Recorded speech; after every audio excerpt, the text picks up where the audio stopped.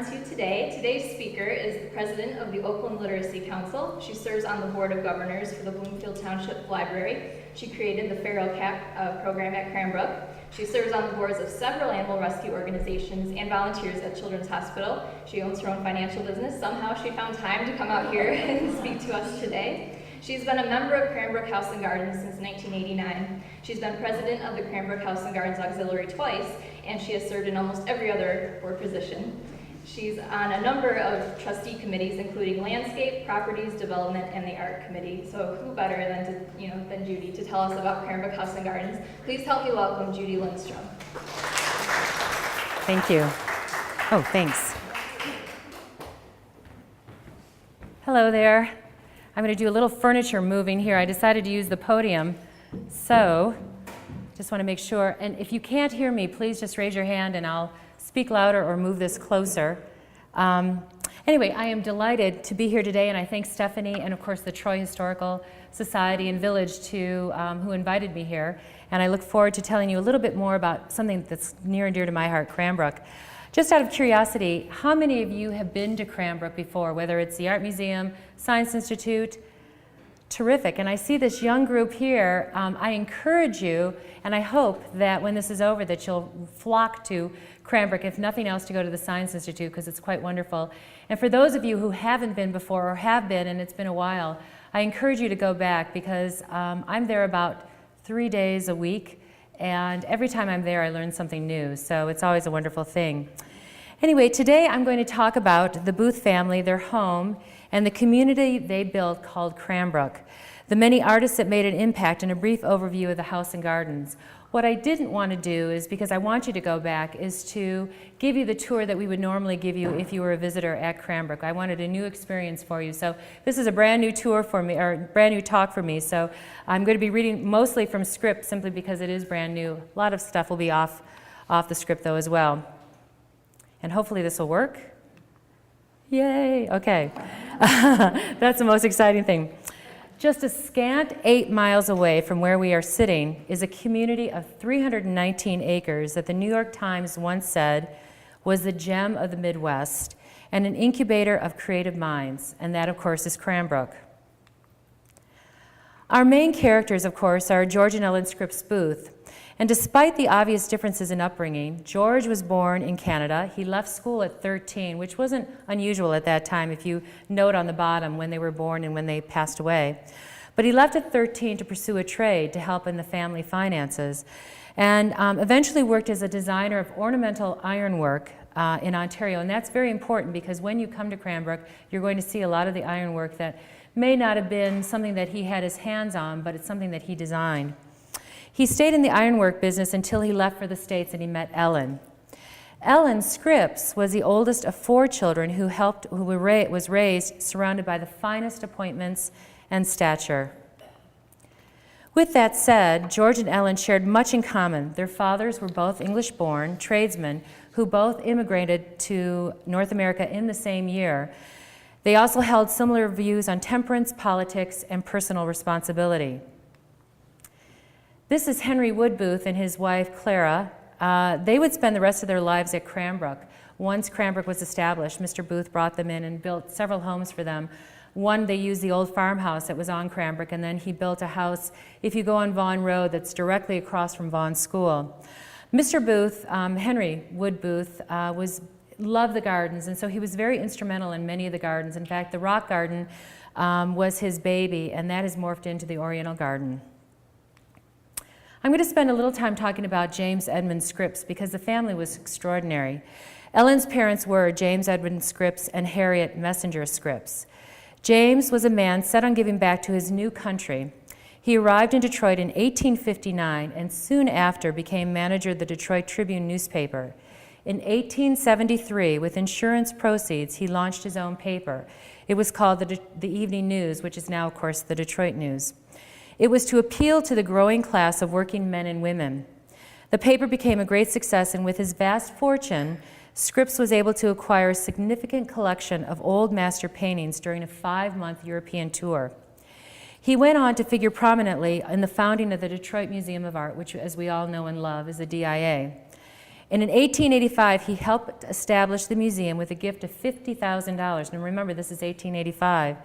And in 1889, he presented the museum with a collection of 70 paintings with a value of $75,000. Again, an extraordinary amount of money at that time. George and Ellen were married on June 1st in 1887 in the Church of the Epiphany, which is now located at 1519 Martin Luther King Boulevard in the Woodbridge Historic District of Detroit. And it is now known as the Spirit of Hope, of course. It started out as a simple wood frame. It actually had 3 transitions before the one that you see now. And of course, when James Scripps became part of the congregant, he didn't like the wood frame. He wanted something a little bit fancier. And he, from England, studied the churches of England and came up with a design. And in 1883, he put up $55,000 to build the current church that you see right now. After the wedding, the Booths settled into a home on Trumbull Avenue, which was a gift, of course, from James Scripps, who happened to live right across the street, so he could keep an eye on his daughter and her new husband. The house was designed by George Mason in 1889, and the house stood on the grounds of what is now called Scripps Park, and it's still there, but was demolished in the late 1960s after a fire was accidentally set. This house had a lot of transitions. It was turned into a flop house, and unfortunately one of the tenants in the flop house fell asleep while smoking a cigarette, and no one was killed, but the house, of course, was demolished. The Booths lived there until 1908 when they moved to Cranbrook. And then, I don't know if my pointer, how do you work, where is Stephanie? Well, I don't know how to work the pointer, but if you see down there with my finger will be the pointer, is the cornerstone, and it's called Booth. And the one reason why I wanted to point that out was that when you come to visit Cranbrook, it's 319 acres, and the only place that it signifies that the Booths are part of it is the cornerstone that you'll find in the courtyard of the house. Unlike now where you go and there's the stadiums named after Joe Smith and the buildings, Mr. and Mrs. Booth were very quiet and conscious that they did not want their names out there. They just wanted this to be a home where people lived in. The Booths raised and had 5 children: James, Grace, Warren, Henry, and Florence. The picture that you see on the top with the children and the bicycle, that's only 4 of the 5. And so Florence is missing from that photo. And then the photo that you see on the bottom with all the children are Mr. and Mrs. Booth's grandchildren, and it's in the library of Cranbrook House. The children had great influence at Cranbrook and in other areas in the broader community, and they continue to do so. Prompted by Ellen, George joined the Detroit Evening News and eventually became publisher of the paper. And with his business savvy, he went on to construct Michigan's largest newspaper empire, founding the independent Booth newspaper chain. And of course, that's where the wealth came from, it allowing them to purchase the property at Cranbrook and build all the buildings there.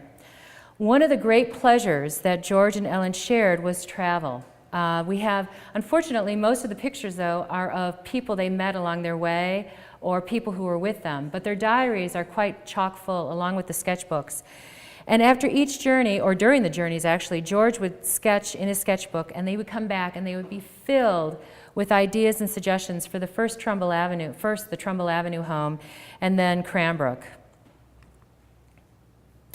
As we close the chapter on the Booths' time in Detroit and move towards Cranbrook, it is important to discuss the cultural ideas and vision that George and Ellen believed in, and that is called the arts and crafts movement. And I'm sure you've all heard of that, but a little bit about that. The arts and craft movement was an international design movement that originated in Britain and flourished between the years of 1880 and 1910. So it's a very short period of time. Subsequently, this style was taken up by American designers with a somewhat different result. In the United States, the arts and crafts style was also known as, would anyone know what it would be known as? Look at some of the things here, the mission style. And so if you look at some of the mission work, you'll see that there's a similarity in that. It was instigated by artist and writer William Morris in the 1860s, and of course, well, not of course, but William Morris lived from 1834 to 1896. And here you can see, of course, he was a well-rounded man. He dabbled in watercolors, which is the middle. He dabbled in tapestries, fabrics, furniture, whatever there was a need for, William Morris had his hand in architecture as well. And it was also, I'm sorry, I'm off here a little, sorry. It was also inspired by the writings of John Ruskin. I think John Ruskin, who was born in 1819 and died in 1900, is often overlooked. He's overshadowed by William Morris because he is just somebody who was a loner, but he was a man of great thinking. And this is one of his watercolors. And if you were able to ever see any of John Ruskin's, if you get a chance to go to England, and in London in particular, the Victoria and Albert Museum, there's a large area of John Ruskin's watercolors, and they're magical. So it's worth a trip just to see that. Well, it's worth to go to just there. So anyway, but going on about the arts and crafts. The arts and crafts influenced architecture, domestic design, and the decorative arts by using simple forms and a medieval style of decoration. It advocated truth to materials, traditional craftsmanship, and economic reform. And remember that, truth to materials and traditional craftsmanship, because those were tenets that Mr. and Mrs. Booth lived by. The arts and crafts style was in part a reaction against the style of many of the things shown in the Great Exhibition of 1851, and this is a rendering here, and it was quite an explosion of ideas and precepts that people had. And it was a way of going towards the industrial age. It was really the first footstep in towards the industrial age, and that set people back because the craftsmen who worked individual things were really nervous that this might take away their crafts. Subsequently, this style was taken up by the American designers with somewhat different results. In New York, Gustav Stickley was trying to serve a burgeoning market of middle-class consumers who wanted affordable, decent-looking furniture. And right here in Detroit, Mary Chase Stratton opened the doors to Pewabic pottery in 1903. One of the tenets of the arts and crafts movement was that every artist, regardless of their gender, should have the opportunity to express his or herself. That is why when you see many of the gardens of the early 20th century, you'll find out that it's been designed by a woman. In the style of the cottage style gardening, you have a little cottage garden out here, which is quite lovely. And it's all an homage to the arts and crafts movement. Pewabic pottery quickly grew, producing vessels, tiles, and ceramic architectural features for national commissions, museums, universities, and public buildings across the country, featuring Pewabic tile work. And you'll find that included in the American galleries at the DIA.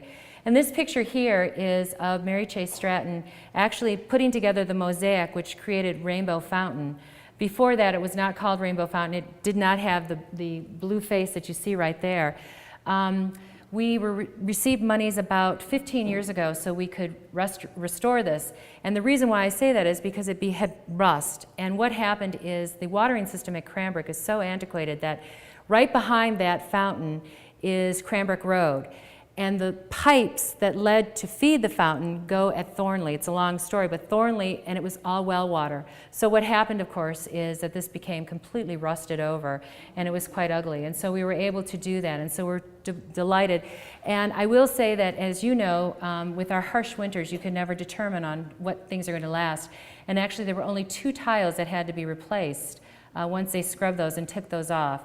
There have been more that have been replaced, but actually, these tiles lasted the age of time, so we were thrilled about that. Mr. Booth so embraced this design philosophy that he, along with Mary Chase Stratton, the architect Albert Kahn, were one of the founders of the Detroit Society of Arts and Crafts, started in 1906. The Detroit Society of Arts and Crafts may have been the second such organization in the U.S. right after Boston, but I haven't been able to find definitive things, so I say may have. I'm going to say it was, but who knows. In 1916, this organization became the first arts and crafts society in the U.S. to construct its own building. The upper picture here, the dilapidated building there, which is on Watson Street, is all that remains of the original building built in 1916, and that's all that remains there. And with the speed of tearing down buildings that Detroit has, it might be up for a while, which I love it. I think it's quite interesting. I've driven by. It's not in the best spot, so I don't recommend that, but it's still there.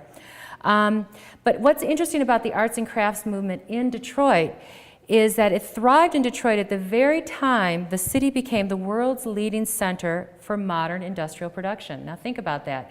You had the assembly line, you had Ford going on here, but you had this large contingent of craftsmen and artists who embraced the arts and crafts movement, which I think is quite interesting. As you know, the arts and crafts movement was the antithesis of the assembly line production. Several buildings in Detroit illustrate that, but perhaps a single home that does that is the William Van Moore home, which is at 67 Peterborough, and again, that's what's left of it.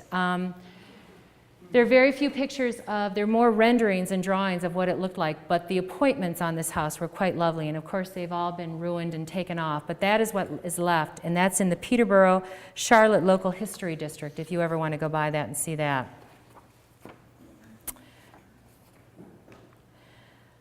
From the moment in 1902 when George and Ellen first saw the open fields, and again in 1904 when they acquired the first parcel of 174 acres of property that would become their country estate and eventually a world-renowned educational community, their singular vision drove the creation and look of Cranbrook.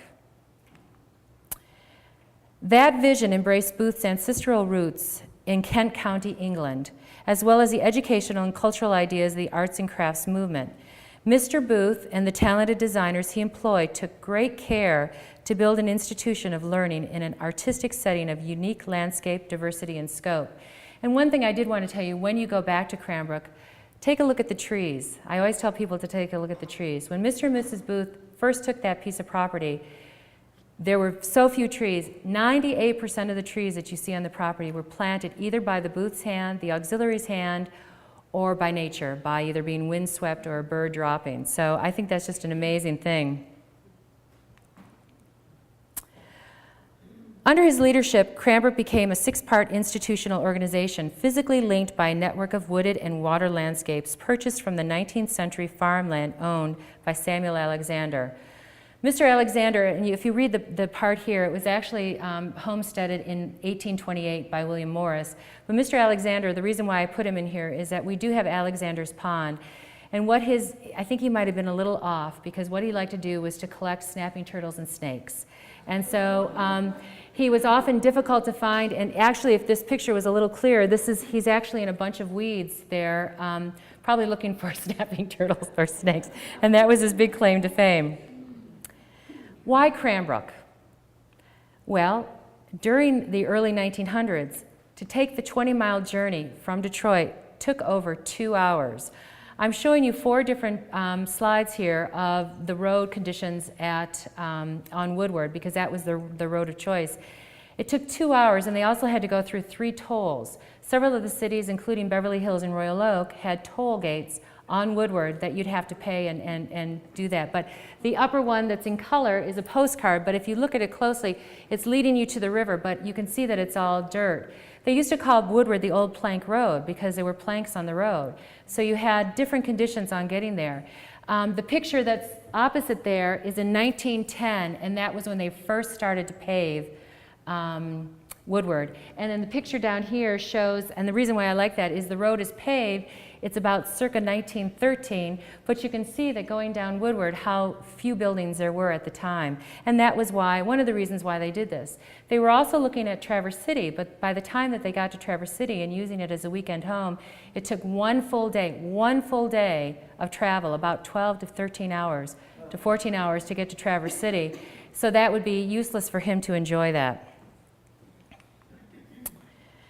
The next series of slides I'm going to show you is the progression of Cranbrook House. George Booth hired a series of designers and gardeners to advise him on the development of the grounds. And we get to another one, I'll show you so you'll get the lay of the land here. To advise him on the development of the grounds. It is clear that shaping the landscape of Cranbrook was one of his own personal passions, and to quote him, "Nature I love, and next to nature art," end quote. Let's see if this is the one here. I have to adjust myself here too. Well, here you can start to see those are the staircases that take you down to the lake, Kingswood Lake. You can see over here that big green area is now where we have the reflecting pool. The sunken garden is in there, and the pergola area looks like the tennis green up here. So things are starting. The water tower is that building up there that looks like looks like a water tower, I guess. So, Influences, oh, this is the one I wanted, okay. So this road right there, can you see that? There's the Greek theater. Let me see if I can use a pointer. Here's the Greek theater. This is Lone Pine Road right here.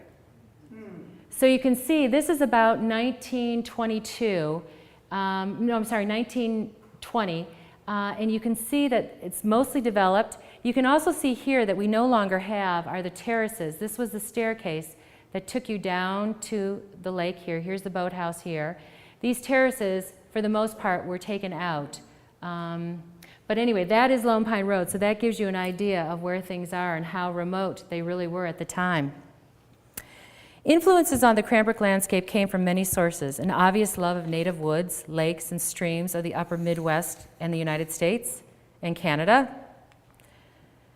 Travels abroad to country estates in England, France, and Italy, and the general style emphasized in arts and crafts gardens of the early 20th century. Now this is Kingswood Lake, and the staircase took you right down there, and so you can't really see it from this dimension, but you can see, now if you go there, of course this picture would never, it's so grown up, but it's quite lovely. 20th century. Booth's father, Henry W. Booth, and son, Henry, also offered many suggestions for specific areas to name, and they were named after the areas that they found in Kent, England, Cranbrook. For instance, the name Cranbrook, which came from the city they were from, Glastonbury or Glastonbury Lake, which is now called Kingswood Lake, and that took a lot of research, but Kingswood was actually Mr. Booth's great-great-grandmother's maiden name, and somehow that came there. And if you go there, the River Crane, which is, of course, the Rouge River, is named after the river that goes through Cranbrook in England. And we have this, I think these might be the last, but again, these are just to show you how the inception of the idea. The sunken garden served a great purpose during World War II. It was a vegetable garden, and the vegetables served not only the staff, but people who lived nearby. And this is what the house looks like today. If you haven't been there in a while, and this picture doesn't really do it justice, but last year the house was painted. And just a little aside, it was very controversial in the color they picked because for many, many, many years it was white. And of course, when you go back in archives, and our archives at Cranbrook are wonderful, they don't have names like mist on the grass, for green, or honeysuckle, whatever. It was white, it was tan, it was beige. So they tried to do all these studies and they couldn't find anything but white, tan, or beige, but they knew the color was a little bit beigey, a little bit brown. They went and studied the house, and they looked at every point of the house, and there's a back door behind this area over here, and there was one, it was about a 4 by 4 inch that had never been touched by paint that was inside of the door, and that was the original paint. And they were able to scrape that, and this is as close to it as possible. So it really takes on a different, if you haven't been by, again, I recommend it. It's so much different from that. Two significant architects that shaped Cranbrook House and the surrounding buildings were hired. The first, Albert Kahn, was born into a poor German family that later immigrated to Detroit when he was 11 years old. He had to work odd jobs to support his family, which meant he could no longer continue playing piano. And at 7 years old, he was considered a prodigy, so that was very sad for him. Later, he wanted to become an artist, and another sad thing is they discovered he was colorblind, so doggone it, that couldn't work. So he crossed that one off the list, and he started working for a firm called Mason and Rice, and Mr. Mason took an interest in him, taught Albert how to become a draughtsman, and he loved it. And so he won a scholarship and went off to Europe. This knowledge helped to transform Kahn into the leading industrial architect in the area. His plants were of European modernism, architectural style. He began to implement reinforced concrete starting with the Packard plant, and of course you all know the Packard plant, and windows that brought in light. Now think about this. Plants beforehand had no light, no air to move through. Albert Kahn was one of the first in plants to introduce the notion that, hey, these guys, and they were men, who worked in these plants for the most part needed air, they needed circulation, they needed to do that, and he did that. He instantly created a new standard for industrial plants across the world. He designed many buildings, of course, for the University of Michigan, and his career ended in 1942 at the age of 73. And of course you see the General Motors original building, you see the Fisher building, and does anyone know what the building is on the bottom? It's a conservatory. And do you know what the conservatory is called? the Anna Scripps Wickham Conservatory. Anna was Ellen's sister. I mean, this family is just amazing. Around 1911, Albert Kahn needed assistance with his Cranbrook projects and hired his former employee and friend, Marcus Burroughs. Burroughs was assigned to create a large carriage house, which has been torn down, for the property and create the famed Cranbrook Greek Theater. And it was based on a theater that he saw in Sicily, Italy, and it could hold 400 people, 400 patrons, art patrons, to watch a performance. When the Greek Theater was built and before the Depression, the DSO used that as their summer residence. Burroughs hit it off with the Booth clan and was commissioned to create several homes for the Booth children near Cranbrook. He also consulted with the creation of Cranbrook's Brookside School, and I'm sure you've heard of that. And then one of his stately homes that he created, and of course it's been torn down, is on Lone Pine. It was for the Morley family, and the Morleys had the chocolate, so that would have been a nice one to work with. Mr. Burroughs, unfortunately, they talk about how he is the architect that people forgot, and so most of his structures, I think there's one now in Farmington, I think it's called Heritage Park in Farmington Hills. Is anyone familiar with that? That's one of his last standing homes. Most of them were not treated well, and they were torn down, unfortunately. So he really is now more of a footmark, or just an addendum to what's going on. I just wanted to take a little time to talk about this because this is one of my favorite pieces in the house. And as you know, this year was the 100th anniversary of the start of World War I, and this piece is very significant. The same attention that was being poured outside was being poured inside to the interior of the house. Mr. Booth and Mrs. Booth commissioned the finest craftsmen and women to work around the house, and the artwork and the linen folds and everything are wonderful. In 1918, Mr. Booth had this big old spot in the library that he wanted to fill with a tapestry, and he thought that he wanted to do a tapestry in the arts and crafts movement. So he went to the Herder Looms in New York. Herder Looms was created by Albert Herder in 1908 with the idea of creating fine tapestries similar to those found in the Gothic period. Mr. Herder did not like the idea of the arts and crafts, and he thought that the theme seemed somewhat remote from the spirit of the time.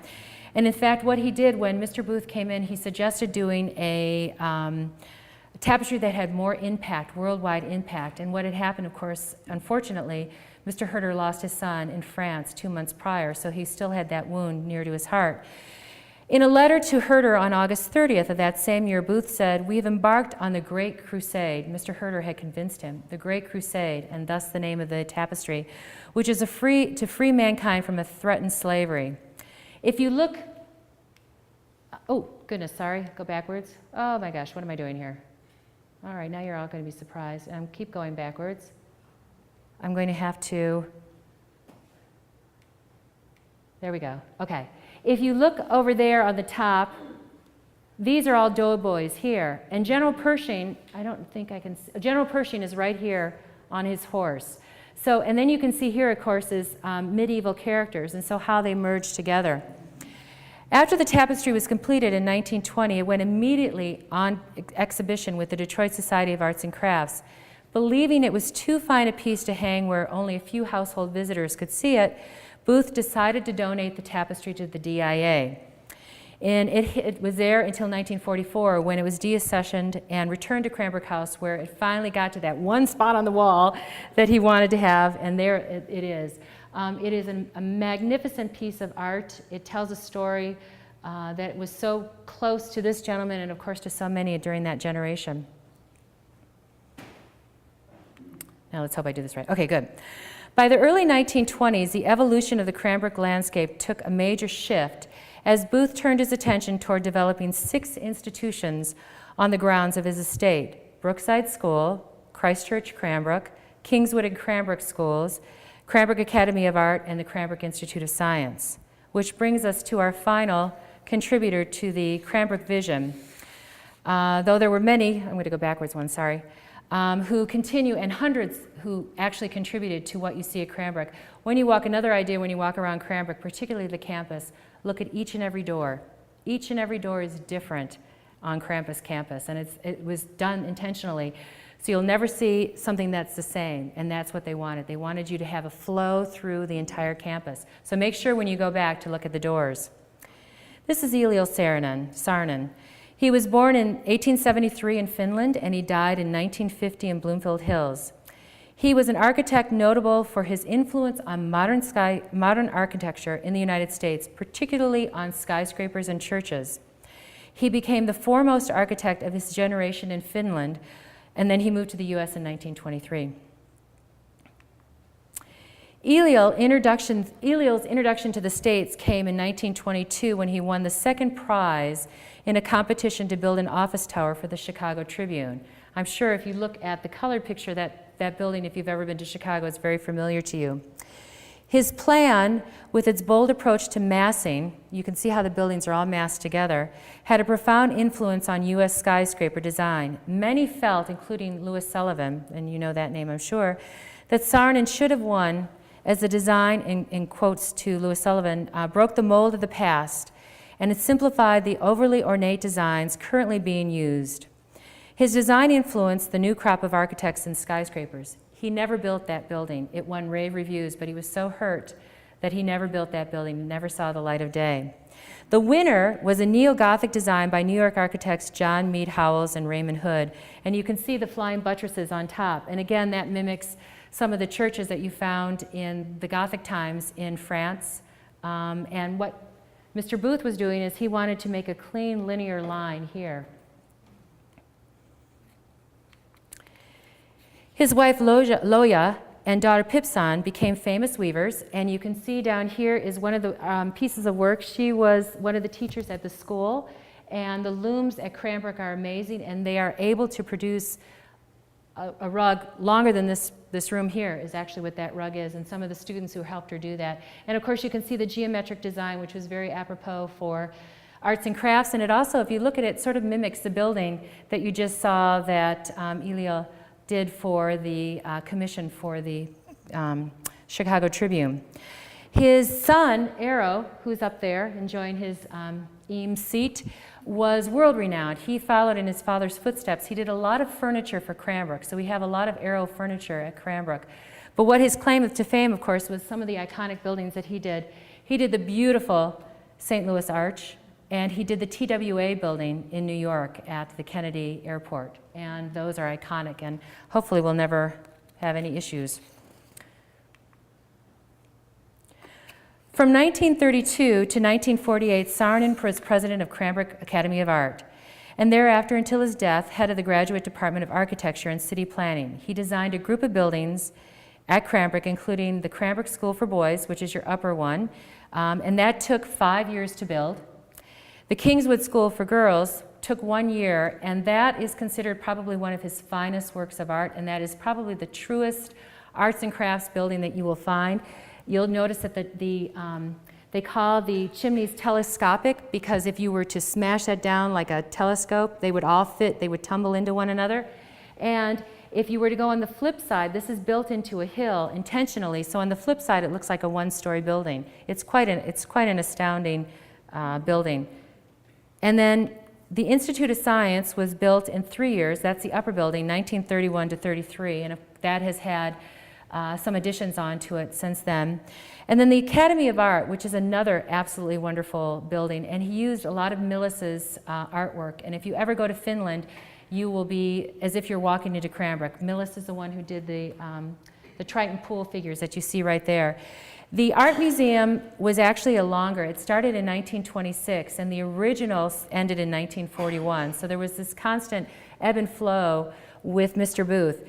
The Institute of Science, just as an aside, started when Mr. and Mrs. Booth were taking a train to California to go to one of the World's Fairs. The train had to stop because of engine trouble, and it was in Wyoming.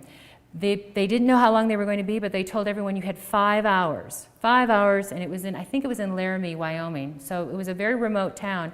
They went into a shop, and it was filled top to floor with minerals. Mr. and Mrs. Booth bought, I want to say $5,000 worth of minerals and had them loaded on. I'm sure the people at the train were like, really? This is some heavy shopping you did. But what their intent was, before the Science Institute was built, was to have the children be able to look at these amazing minerals that were from areas that they may never get to. You know, the idea of traveling back then was very remote. So they brought them home, and in turn, word got out. And these people who had minerals would start coming to Cranbrook House to sell Mr. Booth their minerals. And most times, he would buy their entire collection. So he ended up with 20,000 different huge rocks. And I'm sure Ellen was like, no, honey, no, I'm sorry, get him out of the house. And so he said, okay, let's build a Science Institute. And from there, which was sort of a connection to that, they started getting Native American items. And at one time, Mr. Booth had one of the largest collections of Native American items in the United States. Unfortunately, many of them had to be sold off to pay for the upkeep of Cranbrook. But the mineral collection is at 20,000 strong and is one of the largest mineral collections. And but for that, who knows if we would have had a Science Institute. So for all of you collectors and hoarders, go for it. After the Booth's death, the house and grounds were maintained, but not with the same spirit that once graced the 40 acres that surrounded Cranbrook House. Then, in the early 70s, an idea to sell off the 40 acres to raise needed funds was floated about. Their idea was to make 40 different homes in that 40 acres, which is around Cranbrook House. Henry Booth, remember Mr. Booth's son, took exception to that and knew he could find like-minded people who would volunteer to assist in restoring and preserving the gardens and estate. And in 1971, the Cranbrook Gardens Auxiliary was formed. The House Auxiliary was formed in 1974, and in 1976 they joined as one. In our 43 years plus as an auxiliary, we have averaged more than 10,000 recorded volunteer hours a year. That figure adds up to well over 430,000 hours since 1971. And at the conservative rate of $10 per volunteer hour, that translates into a gift to the Cranbrook community from the volunteers at the auxiliary of $4,300,000. Now, I could give you and wax eloquently about the auxiliary and show you pictures of the gardens, which are absolutely wonderful, and show you the interior, but no, I'm not going to do that because I want you all to come to visit. So, this is our mission as an auxiliary, and our purpose is enjoyment, education, culture, and we do this every single day by coming to groups like this and meeting with people like you. I hope you'll consider coming to visit us. I know I've mentioned that many times. Maybe you can edit it out. And, or become a volunteer, because we'd love to have you. This is the campus now in today. These are the 319 acres. And you can see that there was care and thinking, and part of the picture's off here because I couldn't, the frame wasn't large enough.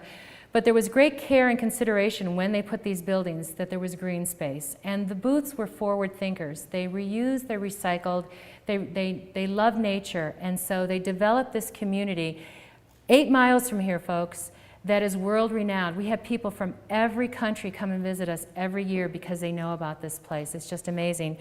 And as George Booth once said, the only way to have is to give. The only way to keep is to share.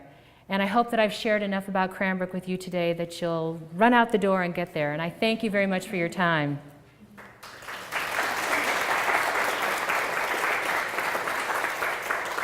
I have a few minutes for questions if there are any. Yes, ma'am.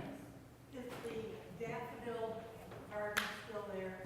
No, the Daffodil Garden was planted in 1948 in commemoration of the Booth's 50th anniversary, and they planted 5,000 bulbs.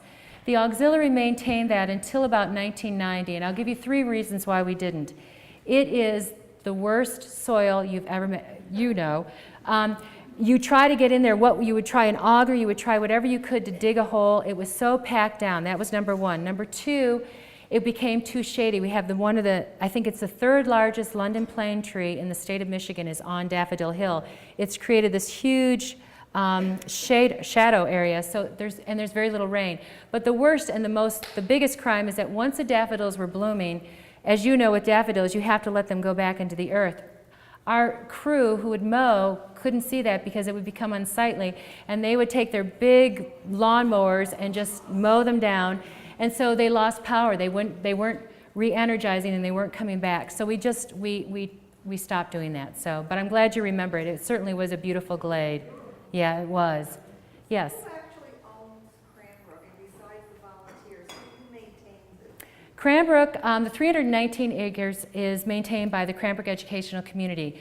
The booths did leave a foundation which supported that, but now we are based on the students who come in, the sponsors we get, the grants we receive, the monies we receive from our alum.